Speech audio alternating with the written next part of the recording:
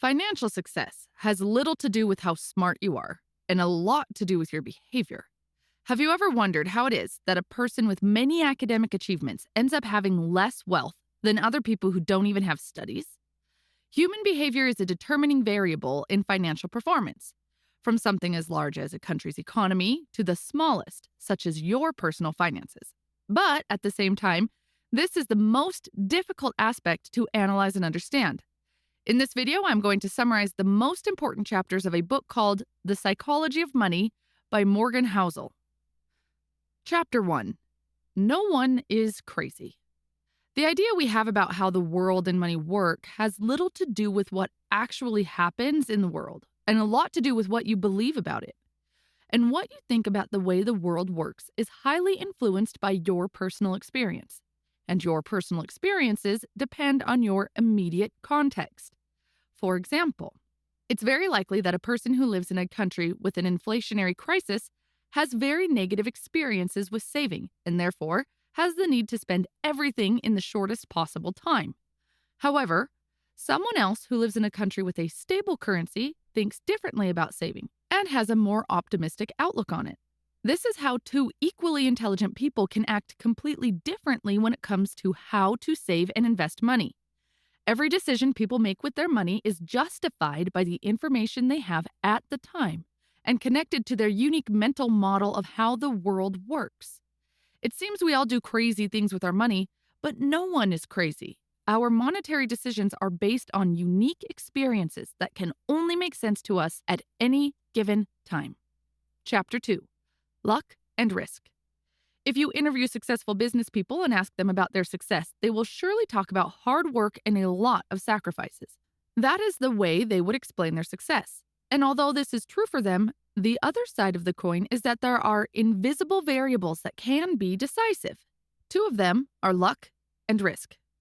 Don't get me wrong, this doesn't mean you don't have to try. This means that effort is not the only ingredient for success.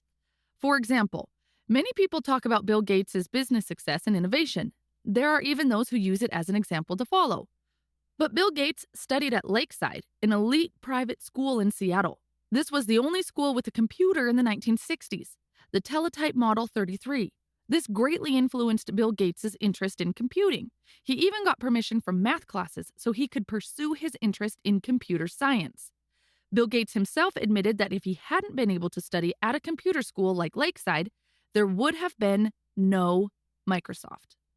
Gates wasn't the only brilliant student at the school. With him were Paul Allen and Kent Evans. They were friends. Anyone would have thought that all three were destined for success, but Kent Evans died prematurely in an accident before graduating. As you can see, there were determining events in their fate, which were not under their control. We see the results, but we don't see the complexity behind them. That is also the case with risk.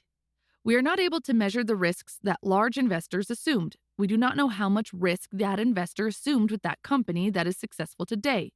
We do not know the debts that this company businessman acquired, betting on the future at the beginning of his business. This is not a simple problem. Difficulty identifying what is due to luck, what is due to skill, and what is due to risk is one of the biggest problems we face when deciding how to handle our money. The author gives 3 lessons that can help us. 1. Not all success is due to hard work, and not all failure is due to laziness. Keep this in mind when judging others and when judging yourself. 2. Do not look at exceptional cases or take extreme examples. The more exceptional the result, the less applicable it is, because it is very likely that extreme results have been influenced by extreme cases of luck or risk. 3. Nothing is as good or bad as it seems. Assuming the role that luck and risk play in the results we obtain will help us to forgive ourselves and leave room to keep trying until the game is in our favor. Chapter 3. Never enough. When rich people do crazy things. Many people want to become rich, but this is very abstract. How rich do you want to become? How much is enough? There was an island party thrown by a billionaire that was attended by 2 writers, Kurt Vonnegut and Joseph Heller. Vonnegut commented that the billionaire made more money in a single day than Heller made from his novel. Heller responded, "Yes, but I have something he will never have. Enough." There is a danger of never having enough. People can have it all: wealth, high value property, and power. But they can also take a chance and throw it all away because they wanted more. The author tells the story of Rajat Gupta, who was orphaned during his teens, but years later would go on to obtain an MBA from Harvard and become the CEO of McKinsey & Company. In 2008, the value of his estate was reported to be $100 million, but Gupta wanted more, and he proved it.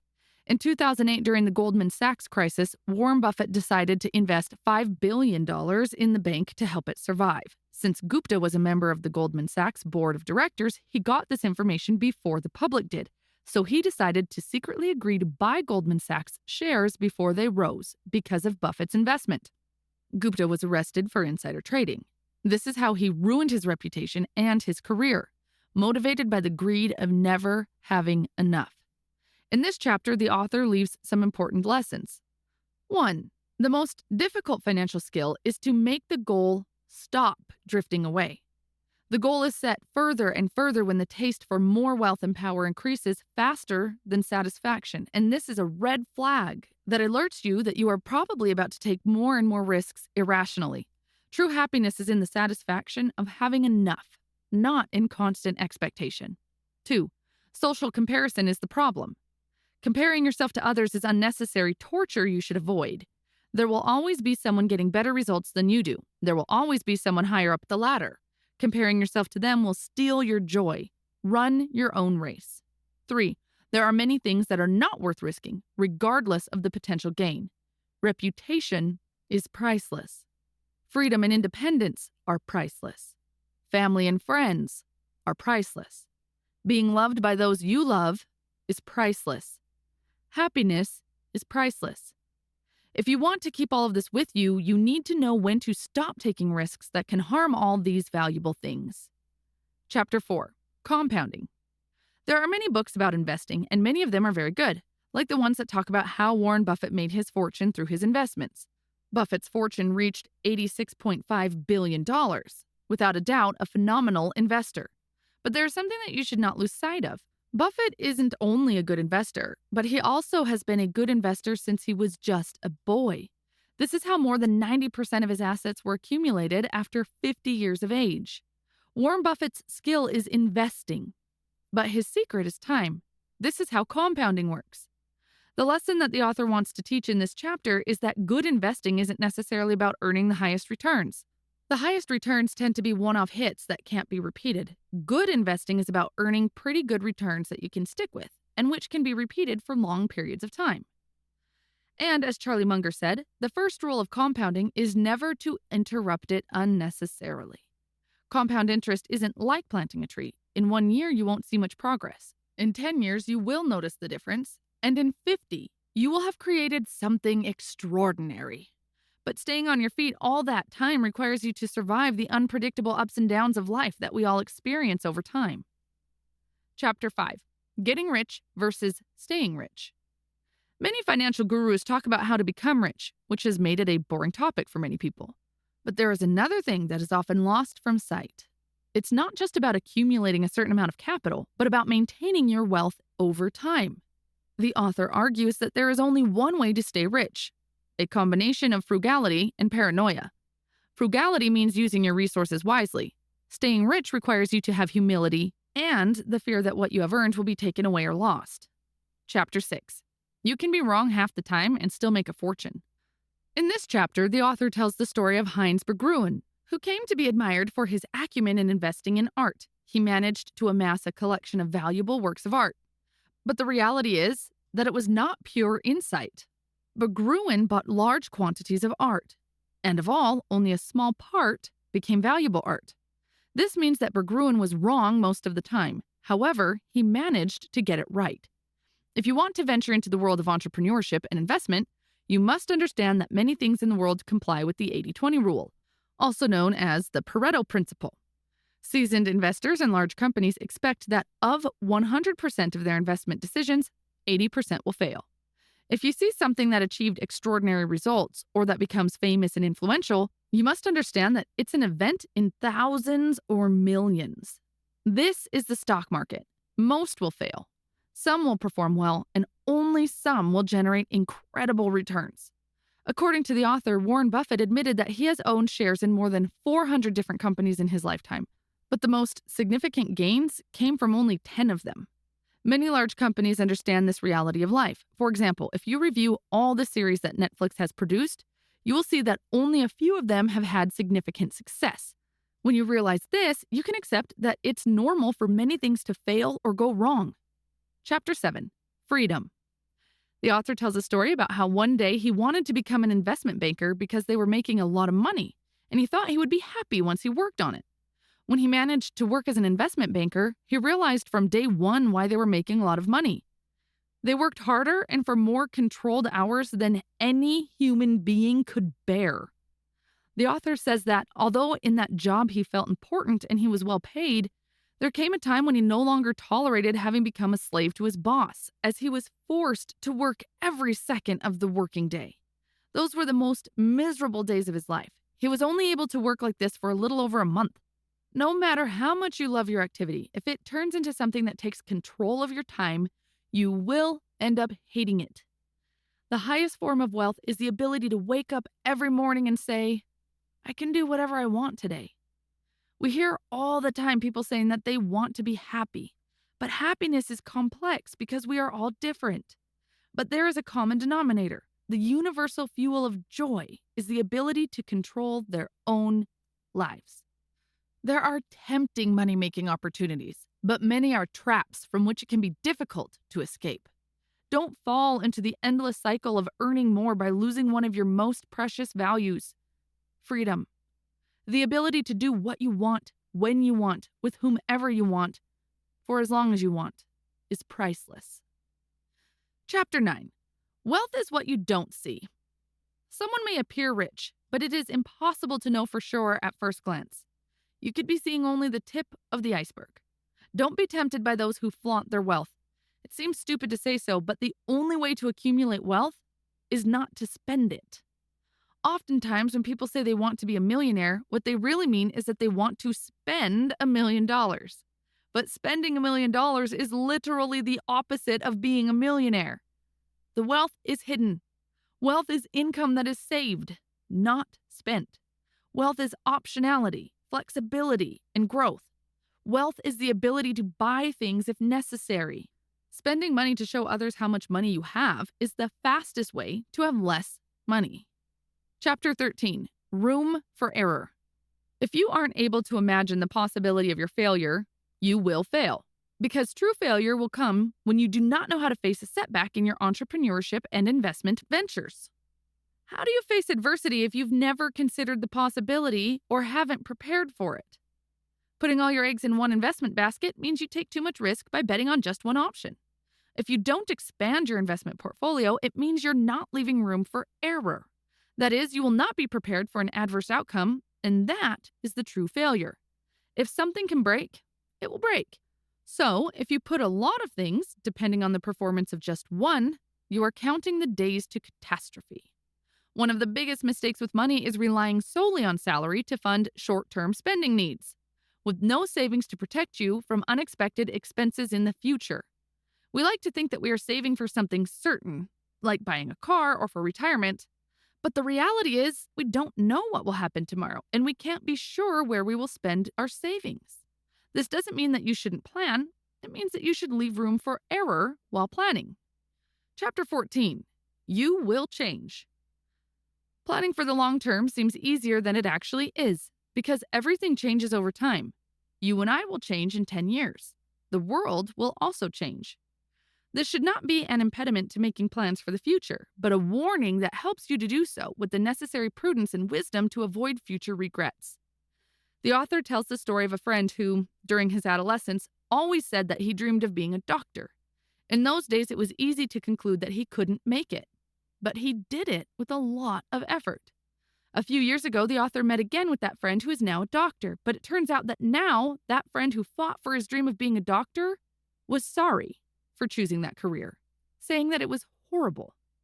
In psychology, there is a term called the end of history illusion, which means people are acutely aware of how much they have changed in the past, but underestimate how much their personalities, desires, and goals are likely to change in the future. The reality is that you will change. You will never stop changing. The same with your context. It will change, and decisions that seemed correct in the past may end up looking crazy in the future. Think about this when it comes time to plan your finances for the long term. Chapter 15. Nothing is free. Everything has a price, but not all prices appear on labels. The key to making financial decisions is figuring out what that price is and if you're willing to pay for it. What is the price of success? Are you willing to pay for it? Before making that decision, consider that most things are easier in theory than in practice. To be successful as an investor, you will have to pay a price, but you will not pay that price with money. You will pay it with uncertainty, doubt, and fear related to market volatility. Your investment earnings are not free and never will be. Volatility and uncertainty are the cost of admission and fees to pay in that world. The secret is to accept it and accept it as part of the deal and convince you that the price is worth it. Do you want to start something? First, find out what the price is and pay it. Chapter 16. You and I. You and I have different agendas, and our agendas are designed from our vision of the world, driven by our own incentives. Take this as a warning when following the advice or footsteps of others. In history, many financial bubbles have occurred, causing immeasurable damage to the wealth of many investors and ruining entire families. A common denominator in all financial bubbles are those investors innocently following the signals of other investors who are playing a different game than their own and inevitably falling into a trap. Long-term investors and short-term investors have different agendas. Be careful with this when making investment decisions based on someone else's steps. Given this, the author recommends doing everything possible to identify what game you're playing. Each investor must choose a strategy that has the best chance of successfully meeting their objectives. Chapter 17. The Seduction of Pessimism.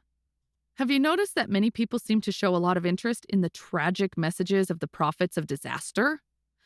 It's as if people like to hear that the world is going to hell. Pessimism is the order of the day. This is because pessimism sounds smarter. The author mentioned the time that the Wall Street Journal published an article written by a Russian professor. The article looked like a dystopian movie, warning that by 2010, the United States of America would be divided. Alaska would come under Russian control, California would become the Californian Republic and would be under Chinese influence, and other apocalyptic prophecies. This article was published on the front page of prestigious newspapers. Pessimism is natural and evolutionary, since those organisms that treat threats as something urgent are more likely to survive and reproduce. However, optimism is the best bet for most people, because the world has always tended to get better for most people most of the time. The reality is that the desire to survive and the pursuit of profit drive people to seek solutions amid adversity. In a context of necessity, innovation will appear, because necessity is the mother of all innovation. Imagine that you're in Japan, a few days after being destroyed by defeat in World War II, and you read an article that said that Japan would become one of the world's leading economies. What would you think? Maybe you'd believe it, or maybe you'd see it as an optimistic cliche. But it came true. Japan managed to recover and become a world power after having hit rock bottom. As you can see, sooner or later, solutions will appear as a people's response to problems and adversities. This is one of the important drivers of economic recovery, and one that is often ignored by pessimists. Without optimism, it's impossible for people to create solutions to problems. This is it for this video. If you want to see more summaries of financial books, then check out the playlist you see on the screen right now. Thanks for watching.